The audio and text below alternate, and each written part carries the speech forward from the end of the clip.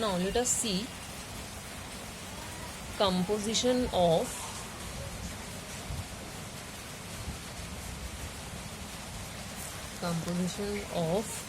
two SHMs.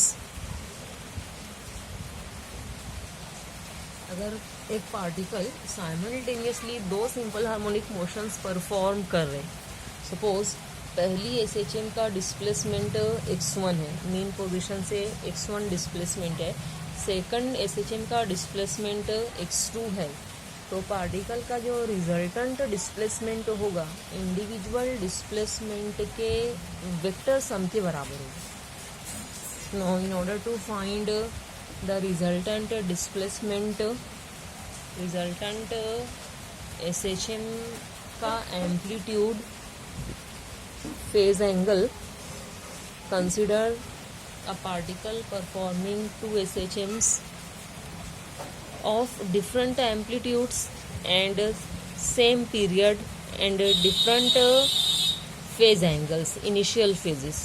Suppose पहली SHM का displacement x1 है, एम्पलीट्यूड a1 और initial phase phi1.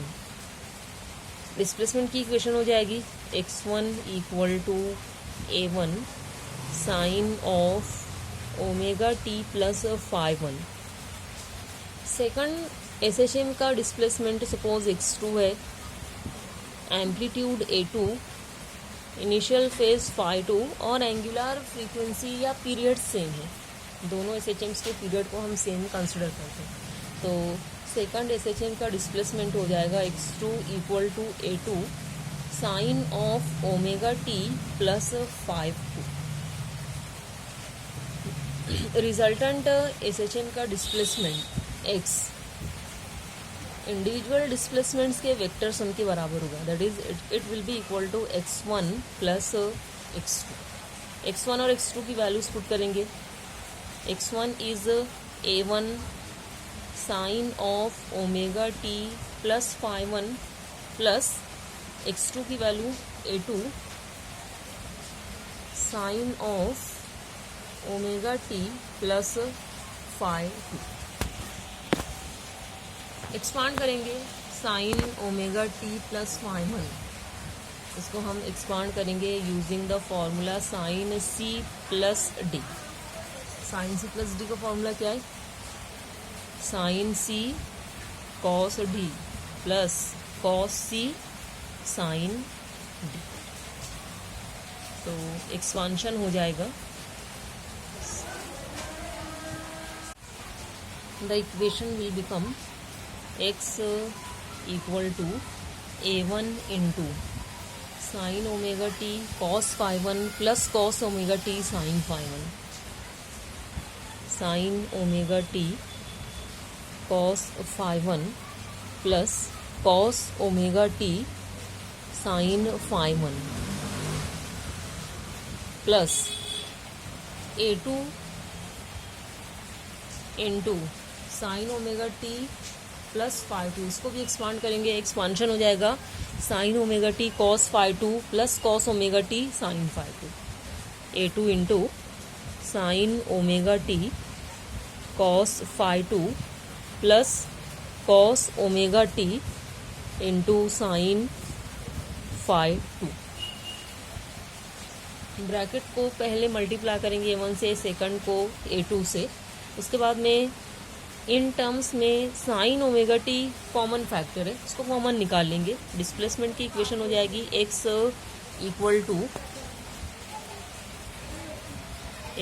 Equal to sine omega t common factor, इसको bracket के बाहर लिख लेंगे. क्या बचेगा? a1 cos phi1, a1 cos phi1 plus दूसरी टर्म में क्या बचेगा? a2 cos phi2. Sign omega t को हम कॉमन निकाल रहे, a2 cos phi2. वैसे ही इस टर्म में से cos omega t common factor है, तो cos ओमेगा टी को कॉमन निकाल लेंगे plus cos omega t into क्या बचेगा? a1 sine phi1, a1 sine phi one plus दूसरी टर्म में से क्या बचेगा, A2 sine phi two. Cos omega t को हम कॉमन निकाल रहे हैं, A2 into sign phi to.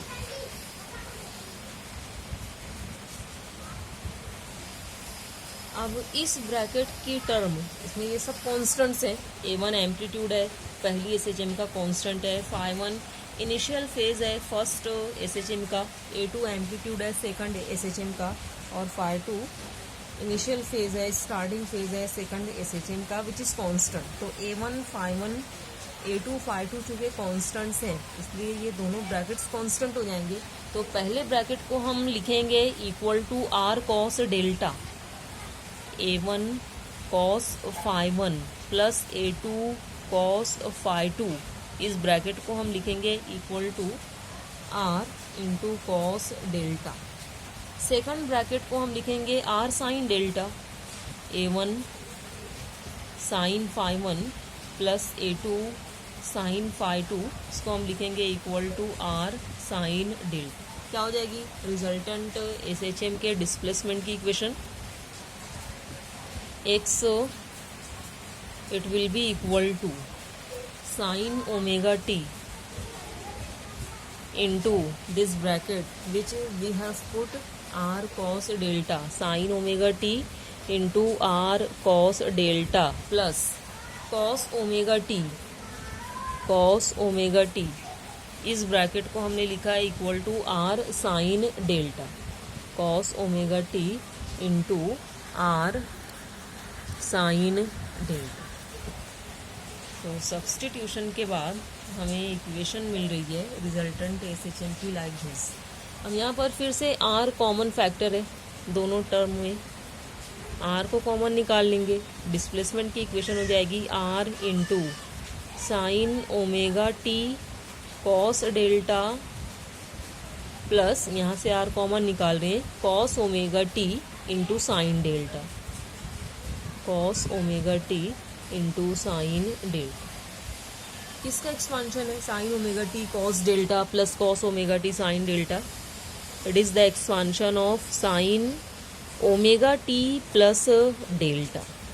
So this is the equation for displacement of the resultant SHM। अगर हम SHM की जनरल इक्वेशन से इस इक्वेशन को कंपेयर करें, then capital R it will be the amplitude of resultant SHM। Resultant का period भी same है, एंगुलर फ्रीक्वेंसी सेम है, पीरियड सेम होगा, और रिजल्टेंट का phase angle starting phase delta है। तो हमें रिजल्टेंट के एम्पलीट्यूड की वैल्यू मालूम करनी है, रिजल्टेंट का फेज एंगल मालूम करना है। इसके लिए हमने जो सब्स्टिट्यूशंस किए थे, ये सब्स्टिट्यूशंस को हम यूज़ करेंगे। किस तरीके से रिजल्टेंट का एम्पलीट्यूड निकालेंगे, इसके लिए दोनों इक्वेशंस को स्क्वायर करके ऐड करेंगे, squaring and adding these two equations. इसको इक्वेशन नंबर 1 लिख लेते हैं, इसको equation number 2। So squaring and adding equations 1 and 2 we will gate.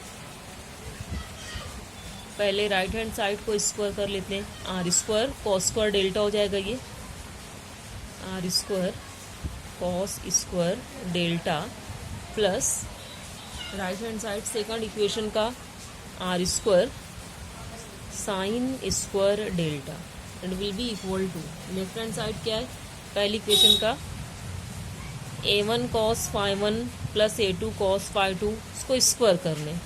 So this will be A1 cos phi one plus A2 cos phi two bracket square plus second term A1 sine phi one plus A2 sine phi two the whole square.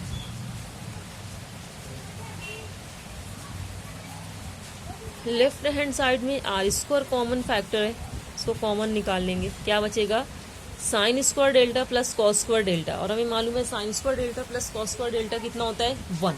So R square into 1, left hand side हो जाएगी R square.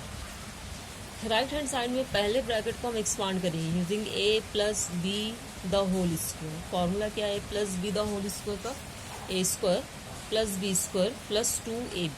सो a1 cos phi 1 इसको हम treat करेंगे as a2 cos phi 2 इसको हम treat करेंगे as b, और a plus b bracket square का फॉर्मूला अप्लाई करेंगे। a square that is a1 square cos square phi 1 plus a2 square cos square phi 2, b square की value हो जाएगी a2 square cos square phi 2 plus 2ab। a की value a1 cos phi 1 और b की value a2 cos phi 2 plus दूसरे bracket का expansion, इसको भी हम एक्सपांड करेंगे using a plus b whole square. Expansion हो जाएगा a1 square sine square phi 1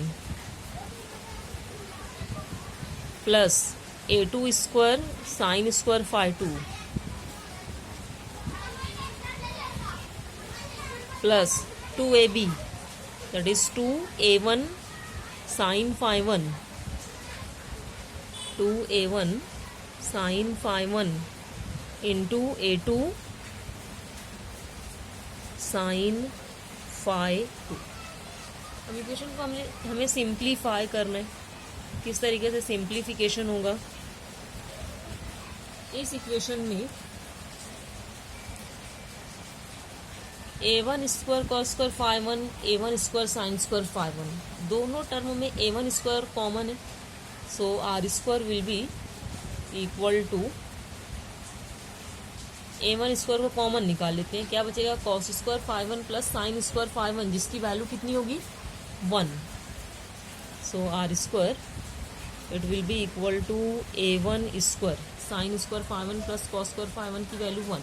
second term में which is a2 square cos square phi 2 a2 square sine square phi 2, a2 square दोनों में कॉमन है, इसको कॉमन निकाल लेंगे a2 स्क्वायर ब्रैकेट में क्या बचेगा sine square phi 2 plus cos square phi 2 जिसकी वैल्यू कितनी होती है अगेन 1, तो a2 square into 1 it will B a2 square plus अब जो लास्ट की ये दोनों टर्म्स हैं इनमें कॉमन फैक्टर क्या है 2a1 a2 2a1 a2 this is the common factor 2a1 a2। Bracket में क्या बचेगा, पहले ब्रैकेट में cos phi 1 into cos phi 2 cos phi 1 into cos phi 2 plus यहाँ से क्या बचेगा 2a1 a2 को कॉमन निकाल रहे हैं 2a1 a2 sine phi 1 sine phi 2 this will be the remaining term sine phi 1 into sine phi 2 cos phi 1 cos phi 2 plus sin phi 1 sin phi 2 it is the expansion of cos phi 1 minus phi 2। तो resultant का amplitude r है, r square की equation हो जाएगी a1 square plus a2 square plus 2a1 a2 into this the expansion of cos phi 1 minus cos phi 2 cos phi 1 minus phi 2।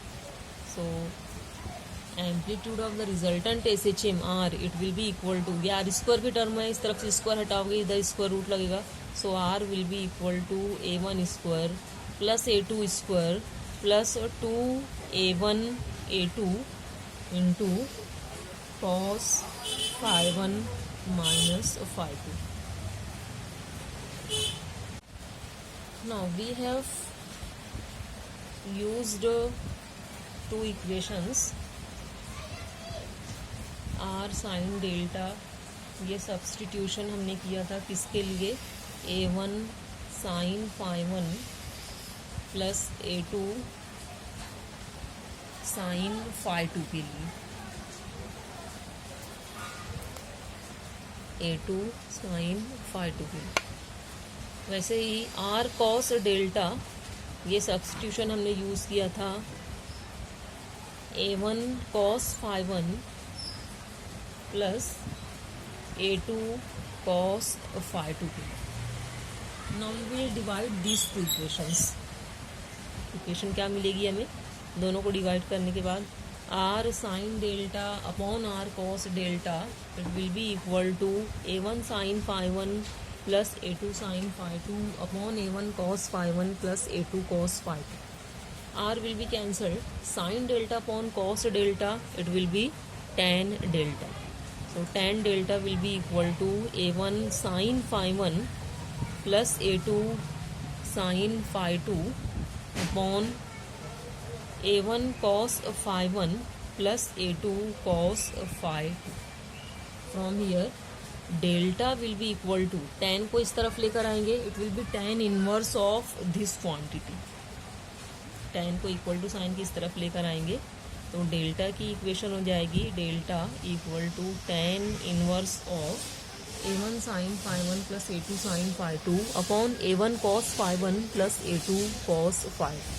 So this is the equation for the phase of resultant SHM. Resultant SHM के amplitude की equation हमने निकाली थी.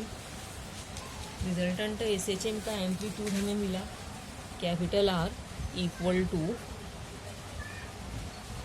Under root of a1 square plus a2 square plus 2a1 a2 into cos phi 1 minus phi 2. कई cases हो सकते हैं अगर दोनों SHMs इन फेज हों, दोनों के फेज एंगल्स अगर सेम होंगे, if both SHMs are in phase, अगर इन फेज हैं तो दोनों के फेज एंगल्स सेम होंगे. phi 1 will be equal to phi 2, यानी phase difference phi 1 minus phi 2 कितना हो जाएगा, दोनों इक्वल हैं इसलिए दोनों का डिफरेंस 0 हो जाएगा. और cos 0 की वैल्यू क्या होती है 1. तो अगर दोनों इन फेज हैं, if both are in phase, that is phi 1 minus phi 2 is equal to 0, तो रिजल्टेंट की एम्पलीट्यूड की इक्वेशन हो जाएगी under root of a1 square plus a2 square plus 2a1 a2 into 1, cos 0 1 होगा 2a1 into a1 square plus a2 square plus 2a1 a2 किसका expansion है, it is the expansion of a1 plus a2 bracket square, a1 plus a2 the whole square. This is the equation of R. Square root और square cancel हो जाएगा, यानी resultant का amplitude कितना मिलेगा, R will be equal to a1 plus a2. This will be the amplitude of the resultant SHM if both are in phase. और अगर दोनों के एम्पलीट्यूड्स भी इक्वल होंगे, a1 और a2 दोनों की वैल्यूज अगर सेम होंगी तो रिजल्टेंट का एम्पलीट्यूड कितना हो जाएगा, R it will be equal to a1 plus a2. a1 a2 suppose दोनों a के बराबर है तो रिजल्टेंट का एम्पलीट्यूड हो जाएगा a plus a, that is 2a. तो अगर दोनों SHMs इन फेज हों और दोनों के एम्पलीट्यूड्स भी इक्वल होंगे तो रिजल्टेंट का एम्पलीट्यूड इंडिविजुअल SHM के एम्पलीट्यूड का डबल है. This is the first case. दूसरा केस क्या हो सकता है, if both the SHMs are out of phase, अगर दोनों के बीच का फेज डिफरेंस 90 डिग्री है, phi 1 माइनस phi 2 की वैल्यू अगर 90 डिग्री है तो हमें मालूम है cos 90 डिग्री कितना होता है 0. रिजल्टेंट का एम्पलीट्यूड हो जाएगा in that case a1 square plus a2 square plus 2a1 a2 into 0.